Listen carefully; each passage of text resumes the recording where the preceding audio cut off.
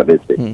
لیکن بدقسمتی یہ ہے کہ پاکستان میں ہم ابھی تک شاید اس خطرے سے صحیح طریقے سے ہم سمجھ ہی نہیں سکے ہیں.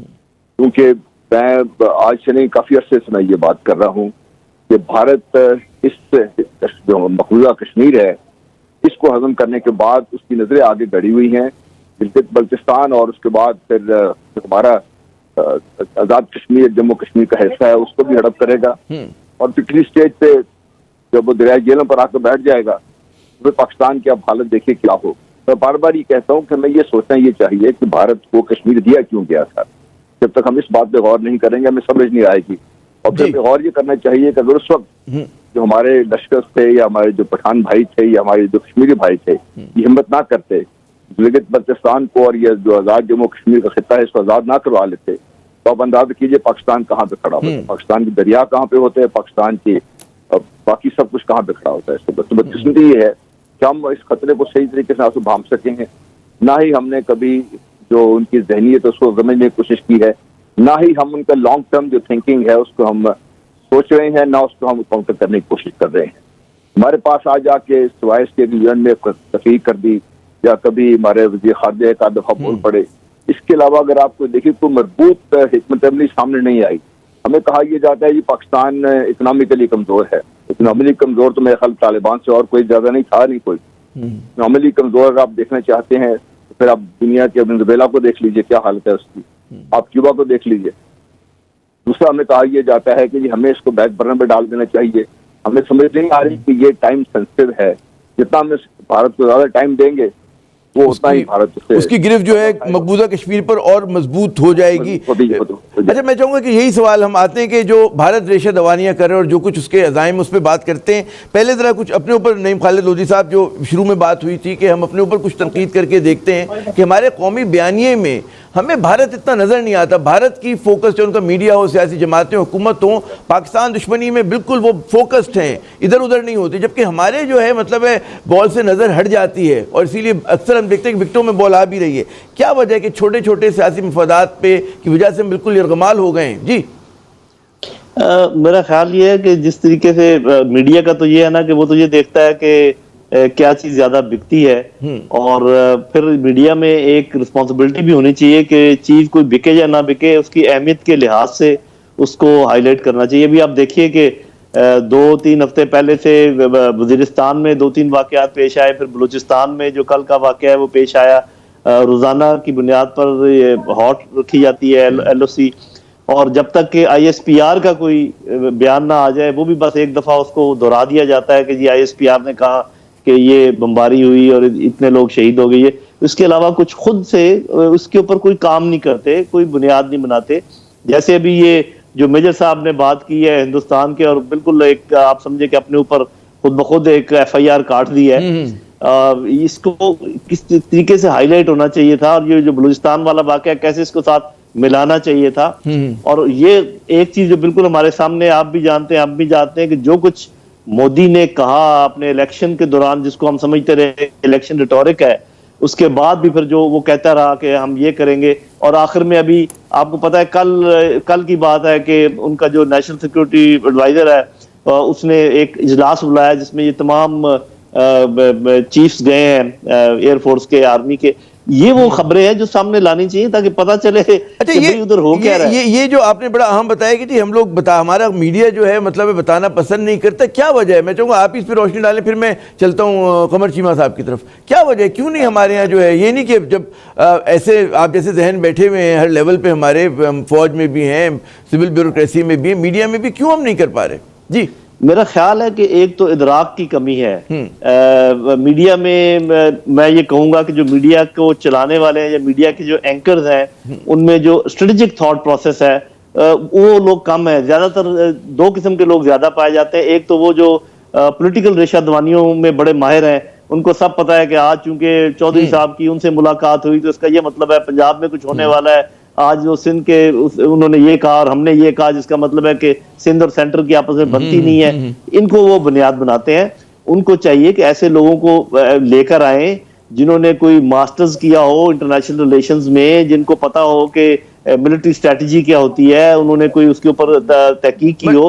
ایسے لوگ جب تک میڈیا میں نہیں آئیں گے ان کو کیا پتا چلے گا میرے بھائی؟ نیشنل ایشوز کے ساتھ الائن ہونا بہت ضروری. بڑا اہم آپ نے نقطہ اٹھایا قمر چیمہ صاحب. بھارتی میڈیا کے اوپر تو بلکہ ہم دیکھتے ہی رہتے ہیں, بلکہ آپ خود اس پروگرام میں تھے جس کا بھی ذکر جو ہے نعیم خالد لودھی صاحب کر رہے ہیں, وہ جو ان کے میجر عجیب سا نام ہے آریہ ہیں, گورو آریہ صاحب, جس سے آپ کی بڑی زبردست بحث بھی ہوئی تھی. جی جی جی. تو میں چاہوں گا کہ اس سے پہلے میں آپ سے وہ سوال جواب کریں, میں وہ کلپ دیکھ لیں کہ وہ کس طرح سے اعتراف جرم کر رہے ہیں کہ بلوچستان میں جو کچھ ان کے عزائم ہیں, اور کس طرح سے وہ دہشت گردی کو وہ کہتے ہیں نا فخریہ بیان کرتے کہ ہم وہاں پہ اسپانسر کر رہے ہیں, سپورٹ کر رہے ہیں. جی دکھائیے گا. جو آپ لوگ بات کر رہے ہیں نا, جنرل صاحب نے بات کری بکتی کی.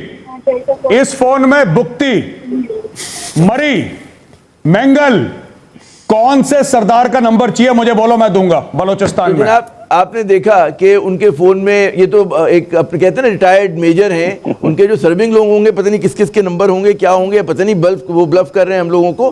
تو یہ مجھے تو چیمہ صاحب یہ بتائیے, میڈیا پہ تو پہلے بات کرتے ہیں کہ یہ اس طرح کا, یعنی کہ آپ کی آواز ہمیں سنائی نہیں دے رہی تھی, صرف ان کی آواز سنائی دے رہی تھی. کیا فائدہ ہوتا ہے ان کے ٹاک شوز میں جانے کا کہ وہ یک طرفہ بات ہوتی ہے اور گالم گلوچ ہوتی ہے, اور وہ آپ کا مائک آف کر کے اپنا مائک کی آواز جو ہے بلند کر لیتے ہیں. جی عامر زیاد صاحب, آپ نے بڑا اچھا سوال کیا. اکثر پاکستانیوں کے ذہن میں یہ سوال ہوتا ہے. میں تقریباً بہت سارے انڈین ٹیلی ویژن چینلز پہ جاتا ہوں جو کہ انگلش بھی ہوتے ہیں اور ہندی بھی ہوتے ہیں, لیکن میں آپ کو ایک بات بتاؤں کہ تقریباً 70-80% چینلز میں ایسے نہیں ہوتا کہ کبھی آپ کی آواز کم کر دی جاتی ہے. میں نے آپ کو بہت ساری اور ویڈیوز بھی میری پڑھی ہوئی ہیں, شیئر بھی کی ہیں, جس میں میں بڑا انڈیپینڈنٹلی اپنا پرسپیکٹو دے رہا ہوں اور ایک حد تک اپنا موقف دے رہا ہوں. لیکن امپورٹنٹ چیز یہ ہے کہ آپ اگر 1-2 چینلز ایسے ہیں تو آپ ادھر بھی ظاہری بات ہے وہ کبھی آواز کم کر دیتے ہیں, اس میں یہ بالکل بات سچی ہے. لیکن میں جو امپورٹنٹ چیز آپ کو بتانا چاہتا ہوں وہ یہ ہے کہ آپ ان کا ڈسکورس چیک کریں. دیکھیں پہلی بات تو یہ ہے کہ ان کا جو انگلش میڈیم میڈیا ہے وہ اس کی بہت بڑی ہیڈ لائنز بناتا ہے گلوبلی. پاکستان میں انگلش میڈیا ہے ہی نہیں ہے. ایک آدھا پی ٹی وی چینل ہے. آپ کو پتا ہے کہ جو اسلام آباد میں ڈپلومیٹس بیٹھے ہیں وہ بھی کہتے ہیں کہ جب پاکستان انڈیا کی ایل او سی پہ ٹینشنز ہوتی ہیں تو ہم انڈین میڈیا واچ کرتے ہیں کہ وہاں سے ہمیں پتا چلتا ہے کہ پاکستان اور انڈیا کے درمیان کیا ہو رہا ہے. اور دوسری بات یہ ہے کہ جیسے میں نے کہا کہ ہر ٹی وی پہ ایسے نہیں ہوتا, ہر چینل پہ ایسے نہیں ہوتا, موقع ملتا ہے. بلکہ ہر سنڈے کو ایک شو کرتے ہیں دوپہر کو 12 بجے جس میں ہم 2 منٹ کی انٹرپٹڈ ہمیں موقع ملتا ہے بات کرنے کا. سارا ٹائم ایسے نہیں ہوتا, لیکن ڈیفیکلٹ بھی ہوتا ہے ٹائمز. وہ جو ہمارا تجزیہ ہم نے جو فالو کیا ان کے انگریزی چینل ہوں ہندی چینل ہوں, اس میں جو اوور ویلمنگ یعنی کہ غالب ٹرینڈ ہے, رجحان ہے, وہ تو یہی ہے کہ پاکستان کے خلاف مغلظات جو ان کے دل میں آتے ہیں, الزامات لگاتے ہیں, جھوٹ بولتے ہیں, توڑنے کی بات کرتے ہیں, دھمکاتے ہیں. اس میں یقیناً ہمیں بھی 2-4 منٹ دے دیتے ہوں گے, بالکل صحیح کہہ رہے ہیں آپ. لیکن اس سے جو اہم نقطہ ہے غلام مصطفیٰ صاحب, یہ جو ان کے ریٹائرڈ میجر کہہ رہے ہیں کہ ان کے پاس پتہ نہیں کس کس کے نمبر ہیں, اور وہ اسی اس میں پروگرام میں کہہ رہے ہوتے ہیں کہ جی ہم جب چاہیں جو ہے بلوچستان کو الگ کر دیں اور ہم پتہ نہیں کیا کر دیں گے, فلاں کر دیں گے. یہ کس طرح کا ان کا, اس کو کس طرح سے آپ اینالائز کرتے ہیں, کس طرح کا یہ جاہرانہ پن ہے؟ جی غلام مصطفیٰ صاحب. دیکھیے اس میں ہمیں شک نہیں ہونا چاہیے. یہ جو اگر آپ کو یاد ہو 2015 میں مودی نے لال قلعے پہ کھڑے ہو کے بات کی تھی کہ ہم یہ کرنے جا رہے ہیں, اور اس سے پہلے جب یہ سی پیک پہلی دفعہ منظر عام پہ آیا تھا بڑا واضح انہوں نے کہا تھا کہ یہ ہم کبھی کامیاب نہیں ہونے دیں گے اور اس کے لیے جو کچھ بھی کرنا پڑے گا ہم کریں گے. لیکن اس سے قطع نظر وہ کشمیر کبھی بھی انہوں نے چھوڑنا نہیں تھا, اور اس لیے کہ کشمیر کو وہ سمجھتے ہیں, اگر آپ اس کا نقشہ دیکھیں تو یہ آپ کو ایک طرف سے افغانستان پہ لنک کرتا ہے, ایک طرف سے بھارت لنک ہوتا ہے, اوپر سے کشمیر کے ساتھ لنک چائنا کے ساتھ لنک ہوتا ہے, اور پاکستان کے اوپر تشدد رہتا ہی ہے.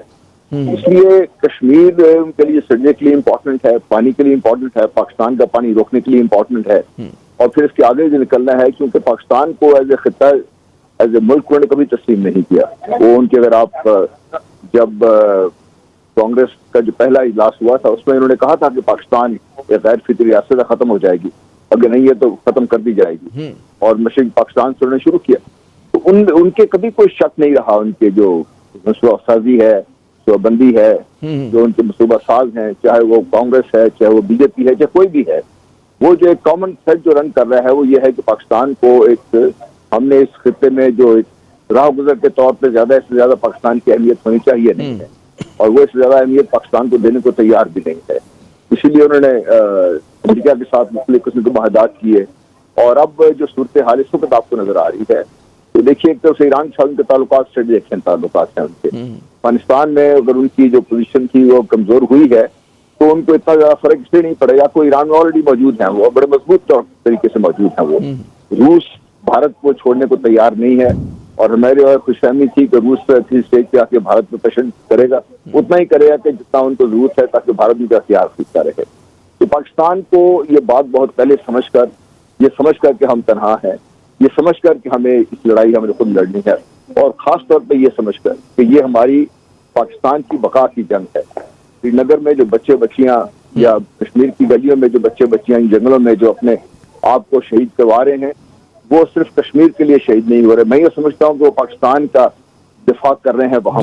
یہ اگر ہم اس بات کو اس طریقے سے نہیں لیں گے تو پاکستان کے لیے تو مسائل آلریڈی ہیں، وہ اور بڑھ جائیں گے، وہ بڑھتے رہیں گے. اور پورا آپ کا جو قومی بیانیہ ہے نعیم خالد لودھی صاحب، یہ جو آپ دیکھتے ہیں کہ جس طرح سے وہ برملا اعتراف کرتے ہیں کہ جی ہم پاکستان کے فلاں خطے میں یہ کر رہے ہیں، فلاں خطے میں یہ کر رہے ہیں، ان کے ایک جاسوس یقین ہے ہمارے پاس آلریڈی گرفتار ہوا ہے.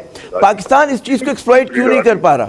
کیا وجہ ہے کہ ہم اس چیز کو چھال نہیں پا رہے؟ وہ ہم پہ جھوٹا الزام لگاتے ہیں، پورا جو ہے عالمی میڈیا کو اپنی طرف متوجہ کر لیتے ہیں.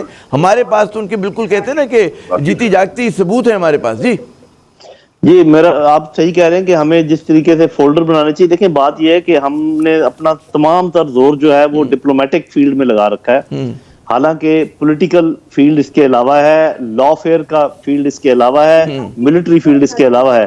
3 فیلڈ ہم نے چھوڑ رکھے ہیں. اور جب میں ملٹری کی بات کرتا ہوں تو اس کا یہ میں مطلب ہرگز نہیں کہتا کہ آپ حملہ کر دیں، یا کیونکہ 2 نیوکلیر پاورز ہیں جس طریقے سے بھی ہو. تو بات یہ ہے کہ بہت کچھ ایسی چیزیں جو ہم کر سکتے ہیں جو ہم کر نہیں رہے ہیں، اور جو حیرت ہوتی ہے کہ کیوں نہیں کر رہے ہیں. جو کہ دیکھیں سب سے پہلی بات، جو ہی 370 کو انہوں نے ایبروگیٹ کیا تو اصل سچویشن یہ بنی کہ جو ایک ٹیریٹری تھی جس کو ڈسپیوٹڈ ٹیریٹری کہتے ہیں، وہ ایک آکوپائڈ ٹیریٹری میں تبدیل ہو گئی. آکوپیشن فورسز وہ ہو گئی. پہلے بھی ہم تو خیر ان کو آکوپیشن فورسز ہی کہتے تھے. اس سے پورا ایک چینج ہو جاتا ہے، کیونکہ جو UN کی قرارداد ہے 3324، یہ نمبر نوٹ کر لیں، 33